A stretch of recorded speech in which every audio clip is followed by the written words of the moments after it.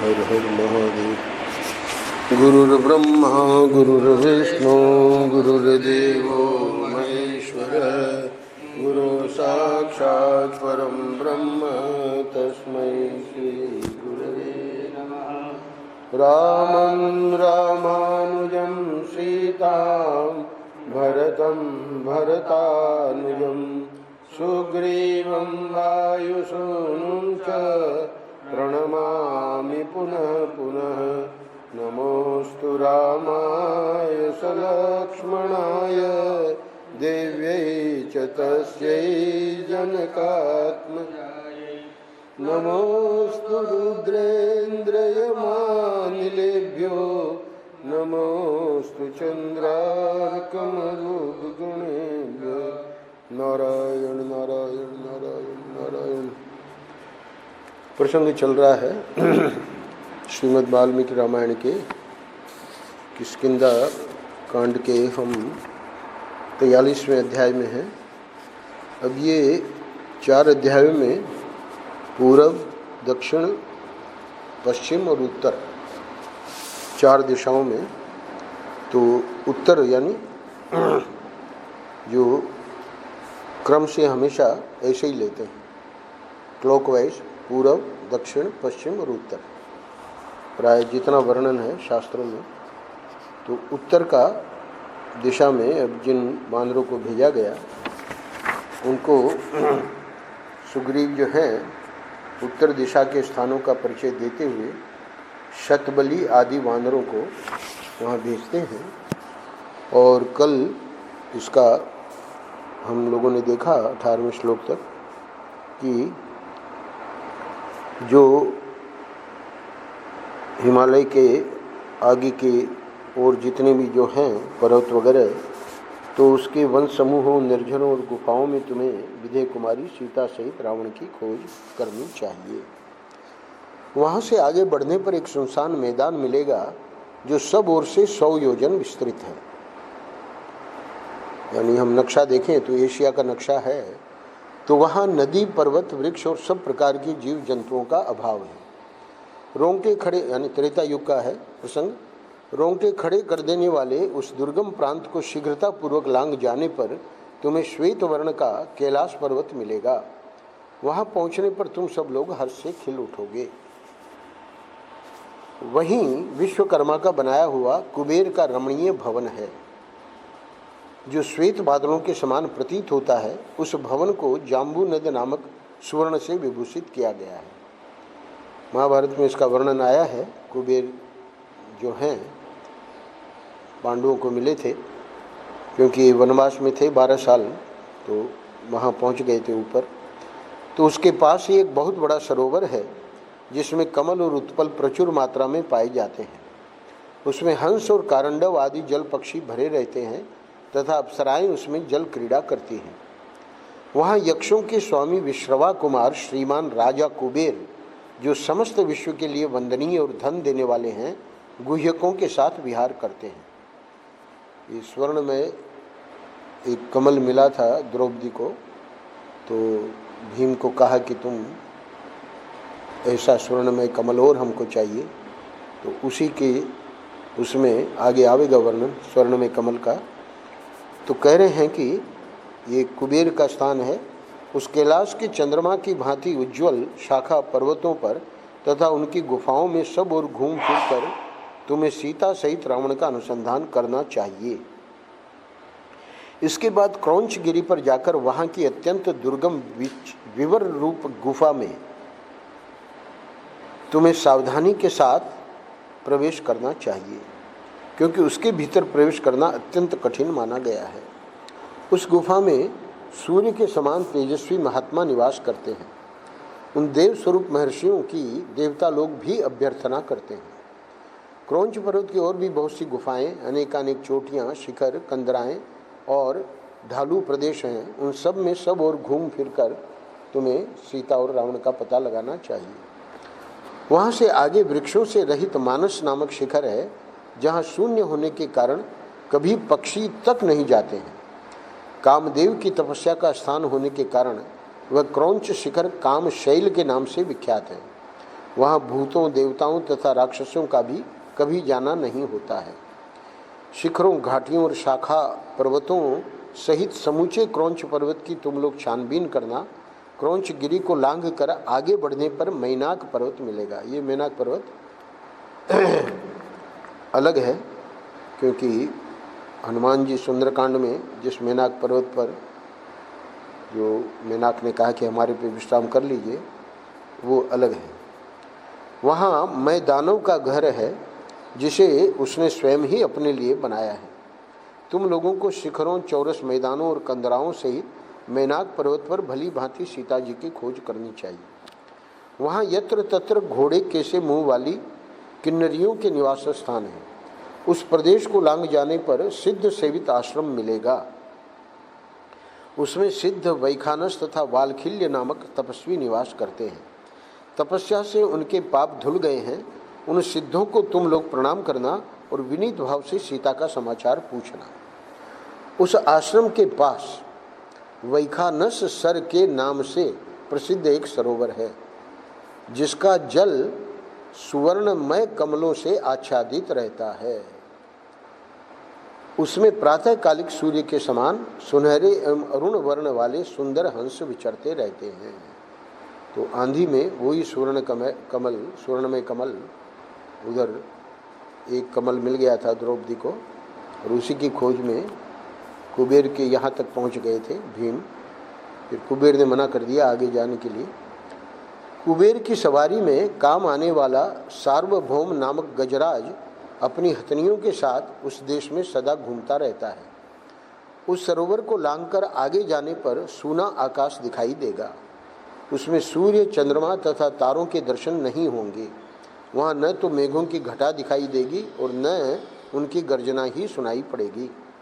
तथापि उस देश में ऐसा प्रकाश छाया होगा, ये बहुत मज़ेदार बात है, सूर्य न होने पर भी मानो ऐसा प्रकाश छाया होगा मानो सूर्य की किरणों से ही वह प्रकाशित हो रहा है। ऐसे कैसे? तो आगे बता रहे हैं। वहाँ अपनी ही प्रभा से प्रकाशित तपः सिद्ध देवोपम महर्षि विश्राम करते हैं। उन्हीं की अंग प्रभा से उस देश में उजाला छाया रहता है। उस प्रदेश को लांघकर आगे बढ़ने पर शैलोदा नाम वाली नदी का दर्शन होगा। उसके दोनों तटों पर वंशी की सी ध्वनि करने वाले बांस हैं। ये बात प्रसिद्ध है।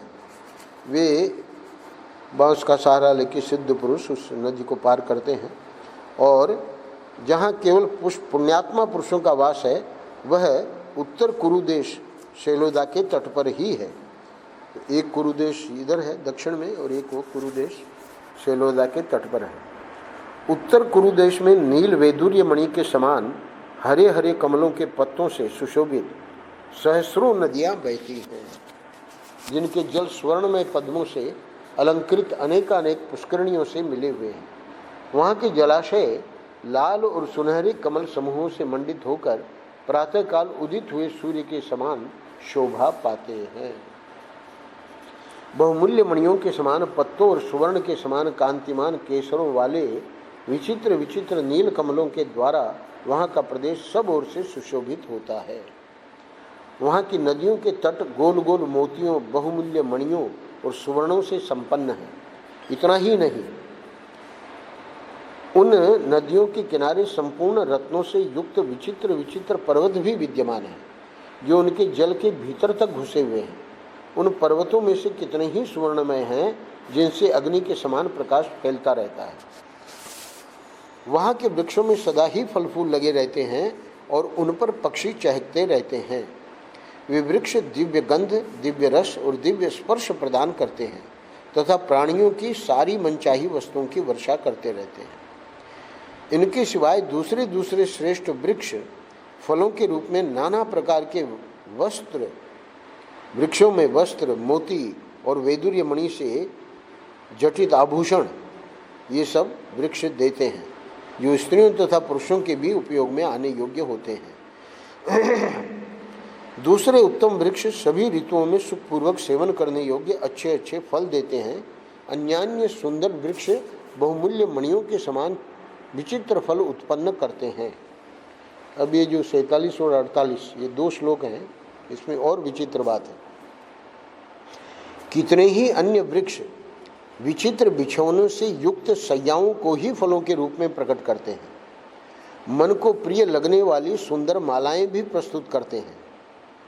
बहुमूल्य पेय पदार्थ और भांति भांति के भोजन भी देते हैं। यानी कल्प वृक्ष में जैसे नीचे बैठो तो जो संकल्प करो वही वहाँ प्रकट हो जाता है, तो ऐसे ही वर्णन है कि सिर्फ शैया नहीं, मालाएं नहीं, भांति भांति का भोजन ही नहीं, रूप और यौवन से प्रकाशित होने वाली सद्गुणवती युवतियों को भी वे वृक्ष जन्म देते हैं। वहाँ सूर्य के समान कांतिमान गंधर्व, किन्नर, सिद्ध, नाग और विद्याधर सदा नारियों के साथ क्रीड़ा विहार करते हैं। वहाँ के सब लोग पुण्य कर्मा हैं, यानी पापियों का तो वहाँ प्रवेश ही नहीं है। सभी अर्थ और काम से संपन्न हैं तथा सब लोग काम क्रीड़ा परायण होकर युवती स्त्रियों के साथ निवास करते हैं। वहाँ निरंतर उत्कृष्ट हास परिहास की ध्वनि से युक्त गीत वाद्य का मधुर घोष सुनाई देता है, जो समस्त प्राणियों के मन को आनंद प्रदान करने वाला है। वहाँ कोई भी अप्रसन्न नहीं रहता, किसी की भी बुरे कामों में प्रीति नहीं होती। वहाँ रहने से प्रतिदिन मनोरम गुणों की वृद्धि होती है। उस देश को लांघकर आगे जाने पर उत्तर दिग्वर्ती समुद्र उपलब्ध होगा। उस समुद्र के, क्योंकि एशिया के बाद फिर समुद्र है, तो ये चारों ओर समुद्र है विश्व में, तो उस समुद्र के मध्य भाग में सोमगिरी नामक एक बहुत ऊंचा स्वर्णमय पर्वत है। जो लोग स्वर्गलोक में गए हैं वे तथा इंद्रलोक और ब्रह्मलोक के में रहने वाले देवता उस गिरिराज सोमगिरी का दर्शन करते हैं। अब आगे के श्लोकों में और गजब की बात है, बता रहे हैं कि वो जो समुद्र है और जिसमें वो जो स्वर्णमय पर्वत है, तो वह देश सूर्य से रहित है तो भी सोमगिरी की प्रभा से सदा प्रकाशित होता रहता है, तपते हुए, क्योंकि एकदम ध्रुव में उत्तर में वहाँ सूर्य की पहुँच नहीं है, फिर भी प्रकाश कहाँ से रहता है? सोमगिरी की प्रभा से सदा प्रकाशित होता रहता है। तपते हुए सूर्य की प्रभा से जो देश प्रकाशित होते हैं उन्हीं की भांति उसे सूर्यदेव की शोभा से संपन्न सा जानना चाहिए। 56वें श्लोक में बता रहे हैं सुग्रीव, वहाँ विश्वात्मा भगवान विष्णु, एकादश रुद्रों के रूप में प्रकट होने वाले भगवान शंकर तथा ब्रह्मर्षियों से घिरे हुए देवेश्वर ब्रह्मा जी निवास करते हैं। तुम लोग उत्तर कुरु के मार्ग से सोमगिरी तक जाकर उसकी सीमा से आगे किसी तरह नहीं बढ़ना। तुम्हारी तरह दूसरे प्राणियों की भी वहाँ गति नहीं है। वह सोमगिरी देवताओं के लिए भी दुर्गम है, अतः उसका दर्शन मात्र करके तुम लोग शीघ्र लौट आना। हे श्रेष्ठ वानरों, बस उत्तर दिशा में इतनी ही दूर तक तुम सब वानर जा सकते हो। उसके आगे न तो सूर्य का प्रकाश है और न किसी देश आदि की सीमा ही है, अतः आगे की भूमि के संबंध में मैं कुछ नहीं जानता। मैंने जो जो स्थान बताए हैं उन सब में सीता की खोज करना और जिन स्थानों का नाम नहीं लिया है वहाँ भी ढूंढने का ही निश्चित विचार रखना। अंतिम 2 श्लोकों में, अग्नि और वायु के समान तेजस्वी तथा बलशाली हे वानरों, विदेह नंदिनी सीता के दर्शन के लिए तुम जो जो कार्य या प्रयास करोगे उन सब के द्वारा दशरथ नंदन भगवान श्री राम का महान प्रिय कार्य संपन्न होगा तथा उसी से मेरा भी प्रिय कार्य पूर्ण हो जाएगा। हे वानरों, श्री रामचंद्र जी का प्रिय कार्य करके जब तुम लौटोगे तब मैं सर्वगुण संपन्न मनो अनुकूल पदार्थों के द्वारा तुम सब लोगों का सत्कार करूँगा। तत्पश्चात तुम लोग शत्रुहीन होकर अपने हितैषियों और बंधु बांधवों सहित कृतार्थ एवं समस्त प्राणियों के आश्रयदाता होकर अपनी प्रियतमाओं के साथ सारी पृथ्वी पर सानंद विचरण करोगे। अगला अध्याय 44वां प्रारंभ होता है। सुग्रीव ने हनुमान जी के समक्ष विशेष रूप से सीता के अन्वेषण रूप प्रयोजन को उपस्थित किया, क्योंकि उन्हें यह दृढ़ विश्वास था कि वानर श्रेष्ठ हनुमान जी इस कार्य को सिद्ध कर सकेंगे। समस्त वानरों के स्वामी सुग्रीव ने अत्यंत प्रसन्न होकर परम पराक्रमी वायुपुत्र हनुमान से इस प्रकार कहा। अब भगवान ये सब सुन रहे हैं, सुग्रीव क्या कह रहे हैं हनुमान जी को, लक्ष्मण और राम जी सुन रहे हैं। सुग्रीव कहता है, हे कपिश्रेष्ठ, पृथ्वी, अंतरिक्ष, आकाश, देवलोक अथवा जल में भी तुम्हारी गति का अवरोध मैं कभी नहीं देखता हूँ। तो बाल्यकाल में ही सूर्य को फल समझ के वहाँ पहुँच गए पाने के लिए। असुर, गंधर्व, नाग, मनुष्य, देवता, समुद्र तथा पर्वतों सहित संपूर्ण लोकों का तुम्हें ज्ञान है। हे वीर, हे महाकपे, सर्वत्र अबाधित गति, वेग, तेज और फुर्ती, ये सभी सद्गुण तुम में अपने महापराक्रमी पिता वायु के ही समान है। इस भूमंडल में कोई भी प्राणी तुम्हारे तेज की समानता करने वाला नहीं है। अतः जिस प्रकार सीता की उपलब्धि हो सके वह उपाय तुम ही सोचो। हनुमान चालीसा में गोस्वामी जी ने बहुत बढ़िया वर्णन किया है। हे हनुमान, तुम नीति शास्त्र के पंडित हो, एकमात्र तुम्ही में बल, बुद्धि, पराक्रम, देश काल का अनुसरण तथा नीतिपूर्ण बर्ताव एक साथ देखे जाते हैं। यानी कुछ कुछ गुण कुछ कुछ लोगों में होते हैं, पर एक साथ ये सब गुणों का एक जगह होना ये बड़ा दुर्लभ है। सुग्रीव की बात सुनकर श्री रामचंद्र जी को ये ज्ञात हुआ कि इस कार्य की सिद्धि का संबंध, इसे पूर्ण करने का सारा भार हनुमान पर ही है। उन्होंने स्वयं भी यह अनुभव किया कि हनुमान इस कार्य को सफल करने में समर्थ हैं। अब भगवान क्या करते हैं, फिर वे इस प्रकार मन ही मन विचार करने लगे। क्या विचार किया?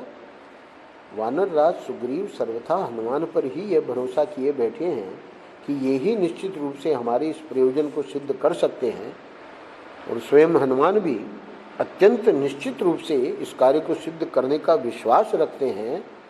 तो इस प्रकार कार्यों द्वारा जिनकी परीक्षा कर ली गई है तथा जो सबसे श्रेष्ठ समझे गए हैं, वे हनुमान अपने स्वामी सुग्रीव के द्वारा सीता की खोज के लिए भेजे जा रहे हैं। इनके द्वारा इस कार्य के फल का उदय यानी सीता का दर्शन होना निश्चित है। भगवान राम के हृदय में ये बात जब आती है तो आगे क्या करते हैं, ऐसा विचार कर महातेजस्वी श्री रामचंद्र जी कार्य साधन के उद्योग में सर्वश्रेष्ठ हनुमान जी की ओर दृष्टिपात करके अपने को कृतार्थ सा मानते हुए प्रसन्न हो गए। उनकी सारी इंद्रियां और मन भगवान के हर्ष से खिल उठे। अभी तो सीता का शोक तो है ही है, पर देखिए बीच बीच में शोक के बीच में भी हर्ष हो उठता है जब ये संभावना होती है कि जरूर सीता मिल जाएगी। तदनंतर शत्रुओं को संताप देने वाले श्री राम ने प्रसन्नतापूर्वक अपने नाम के अक्षरों से सुशोभित एक अंगूठी हनुमान जी के हाथ में दी, जो राजकुमारी सीता को पहचान के रूप में अर्पण करने के लिए थी। बताते हैं कि वैसे तो भगवान ने अपने सब आभूषण वगैरह उतार दिए थे, पर जानकी जी ने ये अंगूठी उनको दी थी बाद में वनवास के समय। अंगूठी देकर वे बोले, हे कपिश्रेष्ठ, इस चिन्ह के द्वारा जनक किशोरी सीता को यह विश्वास हो जाएगा कि तुम मेरे पास से ही गए हो। इससे वह भय त्याग कर तुम्हारी ओर देख सकेगी। हे वीरवर, क्योंकि तो वानर के रूप में है ना, तो उसको डर लगेगा कि रावण ही इसी रूप में आया है। हे वीरवर, तुम्हारा उद्योग, धैर्य, पराक्रम और सुग्रीव का संदेश, ये सब मुझे इस बात की सूचना सी दे रहे हैं कि तुम्हारे द्वारा कार्य की सिद्धि अवश्य होगी। वानर श्रेष्ठ हनुमान ने वह अंगूठी लेकर उसे मस्तक पर रखा और फिर हाथ जोड़कर श्री राम के चरणों में प्रणाम करके वे वानर शिरोमणि वहां से प्रस्थित हुए।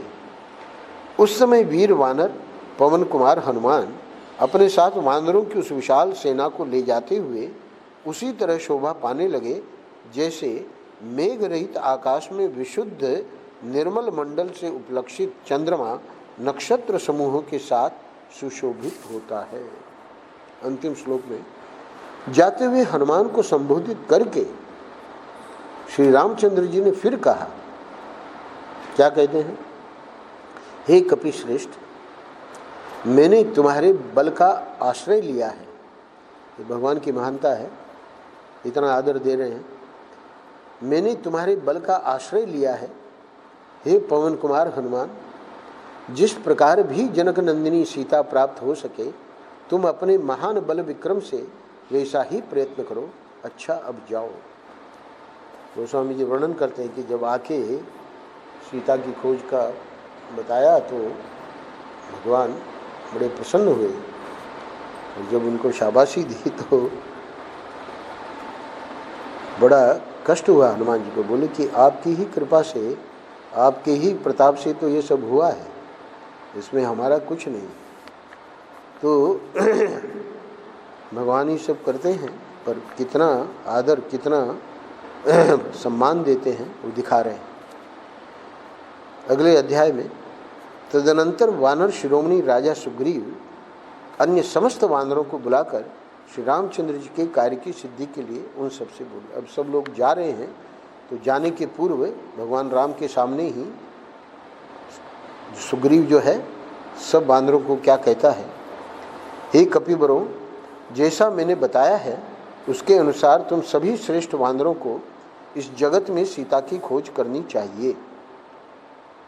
स्वामी की उस कठोर आज्ञा को भली भांति समझकर वे संपूर्ण श्रेष्ठ वानर टिड्डियों के दल की भांति, आप लोगों ने देखा होगा, हम तो राजस्थान में देखे हैं, टिड्डियों का जब दल आता है तो पता नहीं कहाँ से इतनी उत्पन्न हो जाती है, पूरे गजब की टिड्डियाँ, यानी करोड़ों अरबों के संख्या में। तो टिड्डियों के दल की भांति पृथ्वी को आच्छादित करके वहाँ से प्रस्थित हुई, बड़ा फसल को बहुत नुकसान करती है। श्री रामचंद्र जी लक्ष्मण के साथ उस प्रश्रवण गिरी पर ही ठहरे रहे और सीता का समाचार लाने के लिए जो 1 मास की अवधि निश्चित की गई थी उसकी प्रतीक्षा करने लगे। पर वानरों को अभी जो कहा जा रहा है उसका अभी बाकी है शेष। उस समय वीर वानर शतबली ने गिरिराज हिमालय से घिरी हुई रमणीय उत्तर दिशा की ओर शीघ्रतापूर्वक प्रस्थान किया। वानर युद्धपति विनत पूर्व दिशा की ओर गए।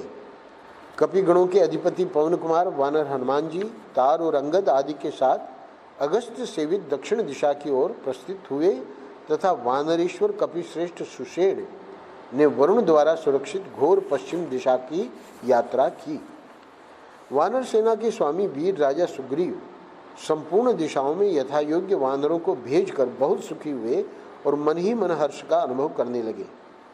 इस तरह राजा की आज्ञा पाकर समस्त वानर यूथपति बड़ी उतावली के साथ अपनी अपनी दिशा की ओर प्रस्थित हुए। अब ये 7 श्लोकों का अन्वय एक साथ है। वे समस्त महाबली वानर और उनके यूथपति अपने राजा के द्वारा इस प्रकार प्रेरित हो भांति भांति के शब्द करते अब चल रहे हैं, तो सुग्रीव को सुनाते हुए जा रहे हैं। क्या कह रहे हैं? उच्च स्वर से गरजते, दहाड़ते, किलकारियां मारते, दौड़ते और कोलाहल करते हुए कहने लगे, हे राजन, हम सीता को साथ लाएंगे और रावण का वध कर डालेंगे। युद्ध में यदि रावण मेरे सामने आ जाए तो मैं अकेला ही उसे मार गिराऊंगा। तत्पश्चात उसकी सारी सेना को मत कर कष्ट एवं भय से कांपती हुई जानकी जी को सहसा यहाँ उठा लाऊंगा। आप लोग यहीं ठहरे, मैं अकेला ही पाताल से भी जनक किशोरी को निकाल लाऊंगा। वृक्षों को उखाड़ फेंकूंगा, पर्वतों के टुकड़े टुकड़े कर डालूंगा, पृथ्वी को विदीर्ण कर दूंगा और समुद्रों को भी विक्षुब्ध कर डालूंगा। मैं 100 योजन तक कूद सकता हूँ, इसमें संशय नहीं है। मैं 100 योजन से भी अधिक दूर तक जा सकता हूँ। कोई कुछ कह रहा है, कोई कुछ कह रहा है। पृथ्वी, समुद्र, पर्वत, वन और पाताल में भी मेरी गति नहीं रुकती। इस तरह है अंतिम श्लोक। इस तरह वहाँ वानर राज सुग्रीव के समीप बल के घमंड में भरे हुए वानर उस समय एक एक करके आते और उनके सामने उपयुक्त बातें कहते थे। अगले अध्याय में उन समस्त वानर युद्धपतियों के चले जाने पर श्री रामचंद्र जी ने सुग्रीव से पूछा, हे सखे, तुम समस्त भूमंडल के स्थानों का परिचय कैसे जानते हो? तब सुग्रीव ने विनीत होकर श्री रामचंद्र से कहा, हे भगवान, मैं सब कुछ विस्तार के साथ बता रहा हूँ। तो विस्तार में वही बात बताई कि कैसे मैदानों का जब पीछा किया वाली ने, तो मैदानों तो घुस गया गुफा में, तो ये कथा आ चुकी है। और वाली जो है वो भी घुस गया। अब ये 1 साल वहाँ खड़े रहे। अब जब खड़े रहे और नहीं निकला कोई भी, और बाद में जब खून की धारा बह के आई तो कह रहे हैं कि तदनंतर वेगपूर्वक बहे हुए, 6ठा श्लोक, तदनंतर वेगपूर्वक बहे हुए रक्त की धारा से उस समय वह सारी गुफा भर गई। यह देखकर मुझे बड़ा विस्मय हुआ तथा मैं भाई के शोक से व्यथित हो उठा। फिर मेरी बुद्धि में यह बात आई कि अब मेरे बड़े भाई निश्चय ही मारे गए। यह विचार पैदा होते ही मैंने उस गुफा के द्वार पर एक पहाड़ जैसी चट्टान रख दी। सोचा, इस शिला से द्वार बंद हो जाने पर मायावी निकल नहीं सकेगा, भीतर ही घुट घुट कर मर जाएगा। इसके बाद भाई के जीवन से निराश होकर मैं किष्किंधापुरी में लौट आया। यहाँ विशाल राज्य, क्योंकि किष्किंधा में खड़े हुए ये सब वर्णन हो रहा है, यहाँ विशाल राज्य तथा रूमा सहित तारा को पाकर मित्रों के साथ मैं निश्चिंतता पूर्वक रहने लगा, यानी हमारा अभिषेक हो गया।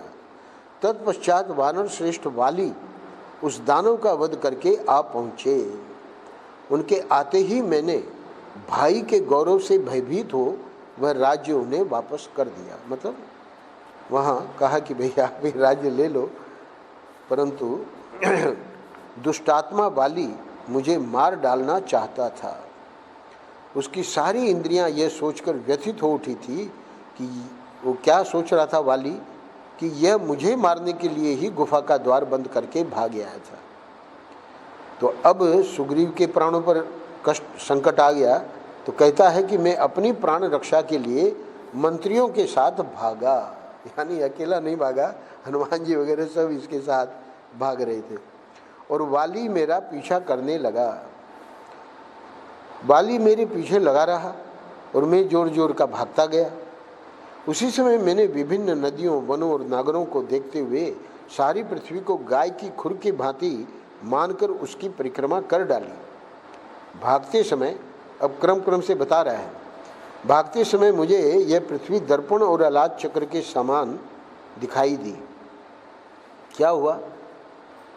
पूर्व दिशा में जाकर, जो कि उसको उसने स्वयं वर्णन किया था पूर्व दिशा में क्या क्या आएगा, तो पूर्व दिशा में जाकर मैंने नाना प्रकार के वृक्ष कंदराओं सहित रमणीय पर्वत और भांति भांति के सरोवर देखे, और वही नाना प्रकार के धातुओं से मंडित उदयाचल तथा अप्सराओं के नित्य निवास स्थान क्षीरोद सागर का भी मैंने दर्शन किया। यानी जो भी मैंने वर्णन किया है वो सब मैंने, जब मैं भागा डर के मारे और हमारे मंत्री भी साथ में थे, तो उस समय वाली पीछा करते रहे और मैं भागता रहा।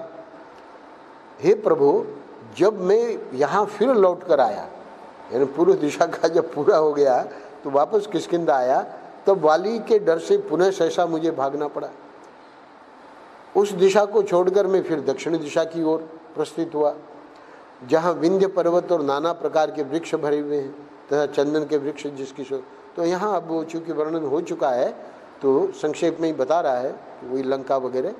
वृक्षों और पर्वतों की ओट में बारंबार वाली को देखकर मैंने दक्षिण दिशा को छोड़ दिया तथा वाली के खदेड़ने पर पश्चिम दिशा की शरण ली। वहाँ नाना प्रकार के देशों को देखता हुआ मैं गिरिश्रेष्ठ अस्ताचल तक जा पहुँचा। वहाँ पहुँचकर मैं पुनः उत्तर दिशा की ओर भागा। तो पूर्व, दक्षिण, पश्चिम और उत्तर पूरी पृथ्वी की परिक्रमा हो गई है। उत्तर में हिमालय, मेरु और उत्तर समुद्र तक पहुंचकर भी जब वाली के पीछा करने के कारण मुझे कहीं शरण नहीं मिली, तब परम बुद्धिमान हनुमान जी ने मुझसे ये बात कही, हे राजन, इस समय मुझे उस घटना का स्मरण हो आया है। क्या कह रहे हैं हनुमान जी? जैसा कि मतंग मुनि ने उन दिनों वानर राज वाली को शाप दिया था कि यदि वाली उस आश्रम मंडल में प्रवेश करेगा तो उसके मस्तक के सैकड़ों टुकड़े हो जाएंगे, तो हनुमान जी ने कहा कि अतः वहीं निवास करना हम लोगों के लिए सुखद और निर्भय होगा। इस निश्चय के अनुसार हम लोग ऋष्यमुख पर्वत पर आकर रहने लगे। उस समय मतंग ऋषि के भय से वाली ने वहां प्रवेश नहीं किया। तो कह रहे हैं अंतिम श्लोक में, हे राजन, इस प्रकार मैंने उन दिनों समस्त भूमंडल को प्रत्यक्ष देखा था। उसके बाद ऋष्यमुख की गुफा में आया था। 46वां अध्याय यहाँ पूरा होता है। अब 47 में पूर्व आदि 3 दिशाओं में गए हुए वानरों का निराश होकर लौट आना, इसका संक्षेप में 14 श्लोकों में वर्णन करके, और उसके अगले 48वें अध्याय से दक्षिण दिशा में कैसे क्या आगे खोज होती है सीता की। तो ये किष्किंधा कांड 67वें अध्याय पे पूरा होगा। उसके बाद सुंदरकांड है। तो ये लोग वो समुद्र पे जब पहुँचेंगे और वहाँ पर जब जाम्बवान हनुमान जी को उनके बल का स्मरण दिलावेगा, क्योंकि उनको भी शाप था, तो कोई स्मरण दिलावेगा तभी उनको पता लगेगा। तो जैसे उनको पता लगा तो उसके बाद फिर सुंदरकांड, यानी वहाँ से जब लेते हैं उड़ान, तो तब तक की कथा संपाति का मिलना आदि आदि, और बहुत खोज किए हैं। तो ज़्यादा विस्तार में नहीं है, संक्षेप में छोटे छोटे अध्याय हैं।